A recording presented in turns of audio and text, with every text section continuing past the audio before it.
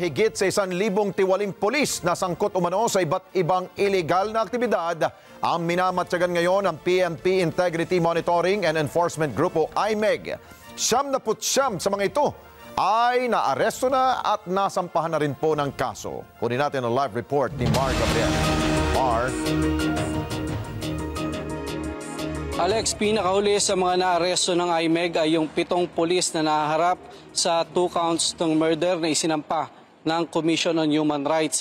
Yan ay kaugnay doon sa nangyaring engkwentro sa Rodriguez Rizal noon pang 2010 kung saan napatay nila yung 2 hinihinalang miyembro ng komunistang grupo.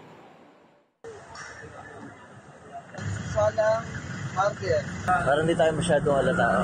Magkakasunod na naaresto ng mga operatiba ng PNP Integrity Monitoring and Enforcement Group nitong February 8 at February 11. Ang 4 na police non-commissioned officer na ito na may warrant of arrest sa 2 counts ng kasong murder.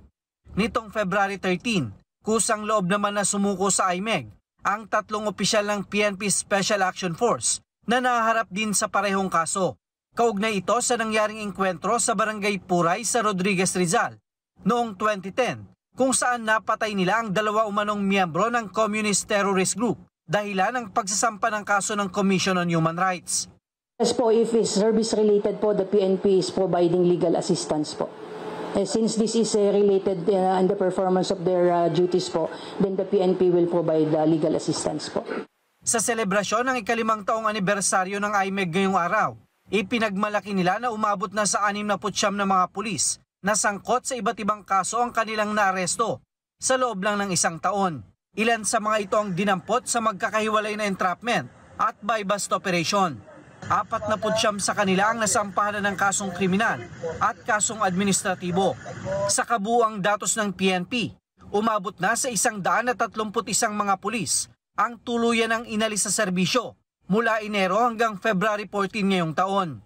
Karamihan po dyan sa kaso po na yan ay awol cases po, nasa 62, and the rest po are other grave offenses po, including robbery, illegal drugs, obstruction of justice, and conduct unbecoming of police officer po. Ayon sa IMEG, nasa 1,206 na mga pulis pa ang namonitor nila na sangkot sa iba't ibang iligal na aktibidad. Patuloy silang binabantayan ng PNP kasabay ng pag-usad ng case build-up bilang bahagi ng kanilang internal cleansing program. Alex, patuloy na umaapila ang PNP IMEG sa publiko na tulungan sila sa paglilinis sa hanay ng PNP. Yan ay sa pamamagitan ng pagre-report sa mga kilala nilang mga tiwaling pulis. Alex. Okay, maraming salamat sa iyo, Mar Gabriel. Mata natin sa Campo Crame. Maraming salamat sa inyo pong pagsubaybay sa Mata ng Agila Primetime. Para malaman ang matatag, matapang at matapat na mga balita, i-follow lamang at mag-subscribe sa @Net25 TV.